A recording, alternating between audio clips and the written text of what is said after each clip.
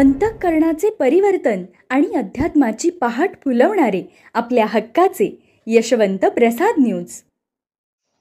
सज्जन हो, आज 25 मार्च. तुमच्या आईला फुल्या फुल्या लावायला पुढच्या 72 जन्मी मीच आहे. या जगामध्ये मित्रमैत्रिणी नाती ही पूर्वीच ठरलेली असतात, कारण ती आपल्या पूर्वजन्मीची देण असते. त्यातीलच एक नाते म्हणजे गुरु शिष्याचे होय. एक वेळ बाकीच्या नात्यांना आपण नकार देऊ शकतो, मात्र जन्मदात्री आणि गुरु हे नाते आपणास बदलता येत नाही.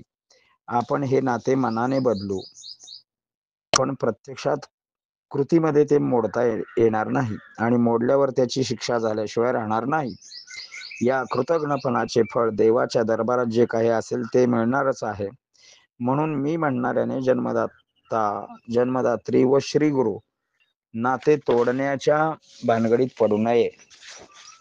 आई वडील गुरु यांची सेवा करताना प्रसंगी क्षमाशील वृत्ती ठेवावी, कारण ती आपल्या संयमाची परीक्षा असते. म्हणून तर श्री महाराज म्हणाले, तुमच्या आईला फुल्या फुल्या लावायला पुढच्या 72 जन्मी मीच आहे. केवढा हा कृपाळपणा! तुम्ही त्यांच्या जीवनात आला काय किंवा गेला काय, काही फरक पडत नाही, पण फरक पडतो तो आपल्याला. शिवाय या वाक्यामध्ये आश्वासकता दिलेली आहे की तुम्ही जोपर्यंत स्वच्छ होत नाही, मोक्षाप्रद जात नाही, तोपर्यंत तुम्हाला बनवण्याची जिम्मेदारी माझी आहे. तुकाराम महाराज एवढ्यासाठी तर म्हणतात, न लगे मुक्ती धन संपदा, संत संग देई सदा. या संत संघाचा अनुभव श्री गुरूंच्या बरोबर येणारच असेल तर आपल्याला आणखी काय हवे आहे? मात्र आपल्याकडे संयम असणे अतिशय गरजेचे आहे. संपूर्ण मोक्ष तुमच्या गळी उतरविल्याशिवाय ते तुम्हाला सोडत नाहीत. हा ठाम विश्वास तुम्ही मनामध्ये ठेवा आणि तुमच्या अध्यात्माची वाटचाल सुरू ठेवा. साधे आणि सोपे श्री महाराजांनी देहत्याग केला, पण देहत्यागानंतरही ते तुमच्या जीवनामध्ये तुमच्या बरोबर आहेत याचा अनुभव तुम्हास प्रत्ययात येतो आहे की नाही? यावरूनच वरील गोष्ट सत्य आहे की हे सिद्ध होते. अक्कलकोट स्वामींच्या पुढती भक्त मंडळी बसलेली होती. आता देव शिष्य एकत्र असल्यावर देवाच्याच गप्पा सुरू असणार हे सांगायला नको. कुणीतरी विचारले, महाराज गुरु बदलता येतो का? महाराज हसले व समोरच्या एका शिष्याच्या हातामध्ये सोनचाफ्याचे फूल दिले आणि सांगितले, याचा वास घे. त्याने घेतला. स्वामी विचारतात, सुगंध येतो आहे ना? तो म्हणाला, होय महाराज. पुढे स्वामींनी आज्ञा केली, आता हे फूल चुरगाळून टाक. आज्ञेप्रमाणे फूल चुरगाळले गेले. स्वामी त्याला म्हणतात, आता वास घे. येतोय का वास? तो शिष्य म्हणाला, जी महाराज, अजूनही तसाच वास येतो आहे. मग स्वामी म्हणाले, हेच तुमच्या प्रश्नाचे उत्तर आहे. फूल आणि सुगंध वेगळे करता येत नाहीत, तसे गुरु आणि शिष्य वेगळे होत नाहीत.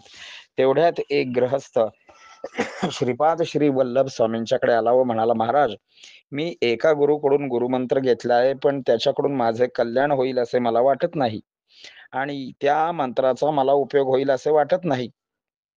मला मोक्ष मिळणे तर दूरच वाटते आहे.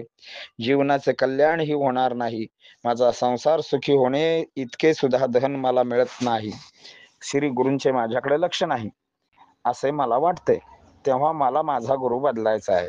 म्हणजे हे कसे झाले? गुण येत नाही म्हणून दुसरीकडे डॉक्टर शोधण्यासारखे आहे, पण गुरु व डॉक्टर यांच्यामध्ये जमीन आसमानाचा फरक आहे.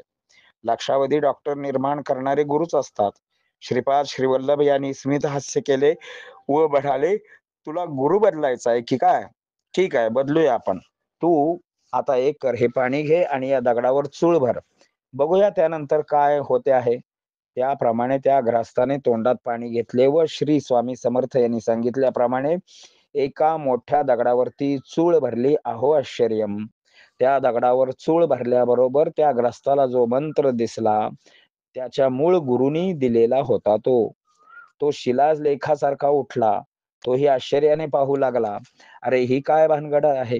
आणि पुढे तो ग्रस्त स्वामी समर्थांना विचारतो, आता मला गुरु बदलायला हरकत नाही ना? तेव्हा मात्र स्वामी समर्थ त्याच्यावरती रागावून म्हणाले, अरे मूर्खा, दगडाला जे कळले ते तुला कळत नाही? वरील वाक्यावरून स्वामी समर्थांना हेच सांगायचे होते की मी तुझा गुरु होत नाही. तुझे जे गुरु आहेत तेच तुझे कल्याण करणार आहेत. पुंडलिक वरदा हरी विठ्ठल. श्री ज्ञानदेव तुकाराम. पंढरीनाथ भगवान की जय. परमहंस सद्गुरु श्री यशवंत बाबा महाराज की जय. पार्वती पते हर हर हर महादेव.